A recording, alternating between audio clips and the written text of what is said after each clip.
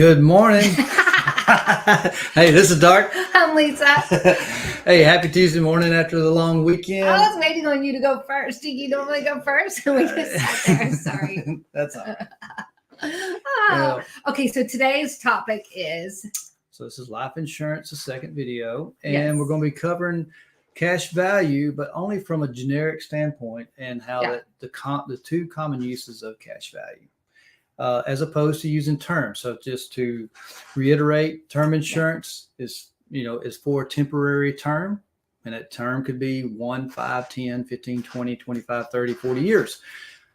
However, it will end, and it usually ends just shortly before you need it.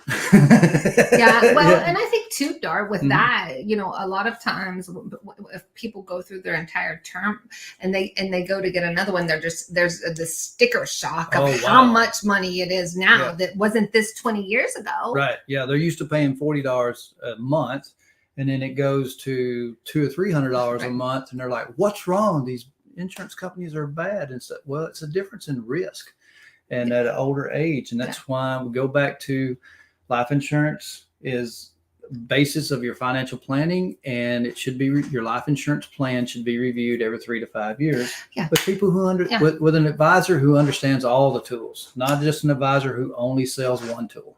Yes. Well, and I think too, something to remember is most likely you're never going to be more healthy than you are today. Oh, absolutely. So, right? Right. Yes. Right. So let's dig into that a little. Okay. We weren't going to talk about that, and we Right. kind of got Yeah. sidetracked. But I think it's Absolutely. important to bring that up. Mm-hmm. So, yeah. Yep.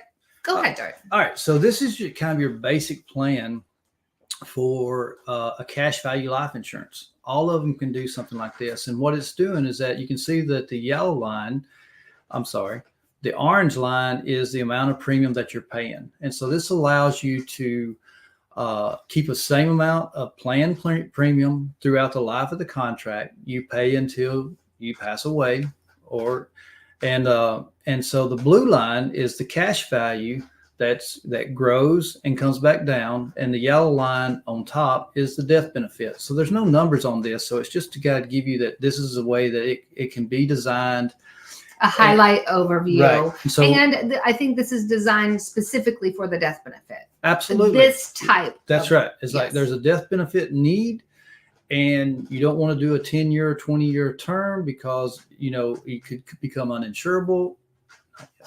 And you can also, but what is going on here is that when you're paying the premiums in the early years, the cash value is growing and building up, and this is accessible. And so this is IRS section 7702. Oh, I'm glad you brought that up, Dart. Mhm. I wanted to talk about that a little bit. Yeah. So, And so yeah.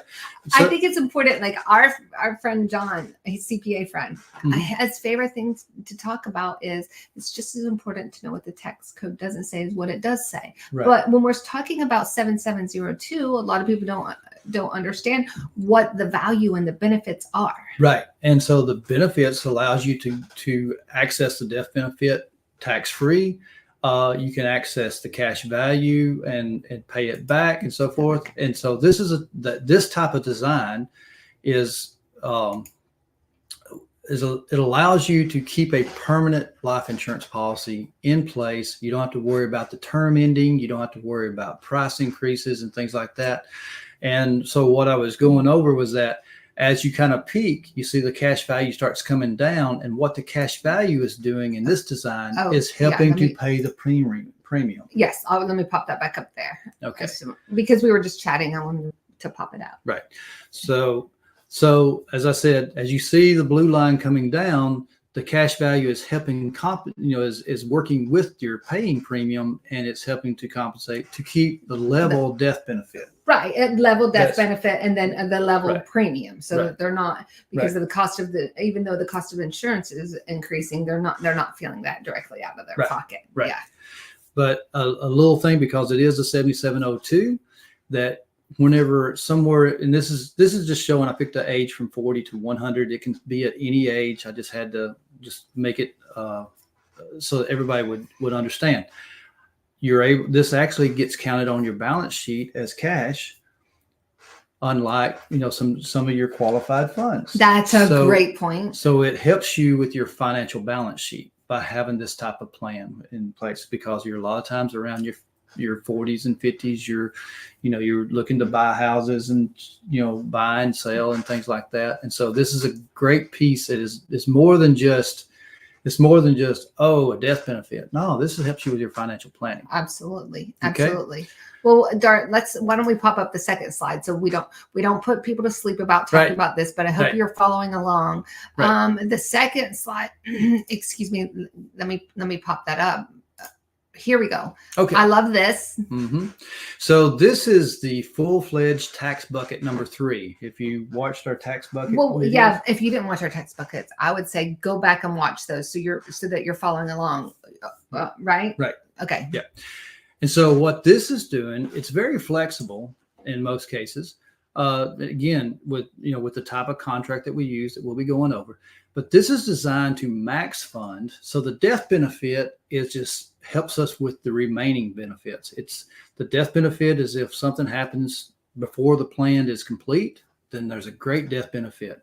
So the orange line is that we're going to fund, and we're going to pay as the maximum allowable by the IRS a premium that we can put into this and not become a taxable event.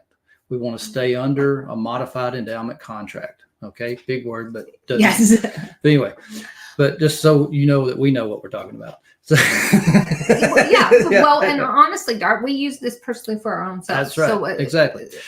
And so what you see is that we compress, we put a lot more money in than spreading it out over 20 years, like we did in the previous plan, because when you compress the money in, it earned more. It's just time value of money. You get it in. And so the blue line is the cash value that increases.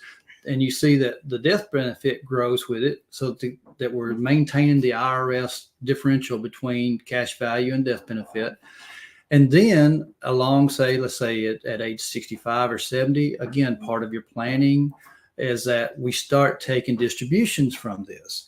And these distributions. Oh yeah, and that's the part that I love, because that's when you really can take advantage of the 7702, because we've seen this a lot lately, just dealing with people who have already gone into retirement. They've already set those tax buckets up previously, but had they have known, they could use this 7702 to their benefit, and it wouldn't be counted as a tax deduction toward their tax deduction. I'm sorry. Taxable towards their Social Security. But Dart, I think that this is important because we've seen this. Just in the last 2 weeks, we have seen this at least 5 times. Right. And unfortunately, that happens.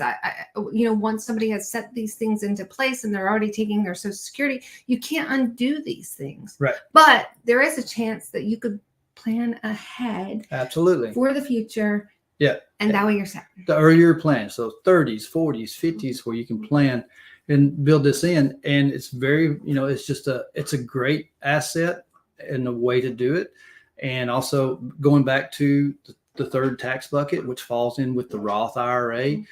Senator Roth got the idea for the Roth IRA from reading 7702 and this type of distributions. Now, the thing I want to warn people is, last thing is that a lot of people see this design and they think that their design is to work like this. But whenever we go and look at it, they actually have a design.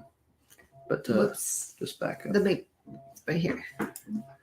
They actually have this design, and this design will not work like the other design. Exactly. So exactly.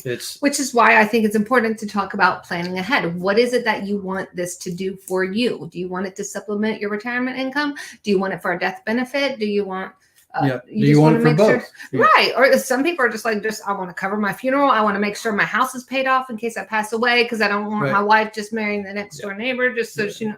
Yeah. That's awful. Yeah.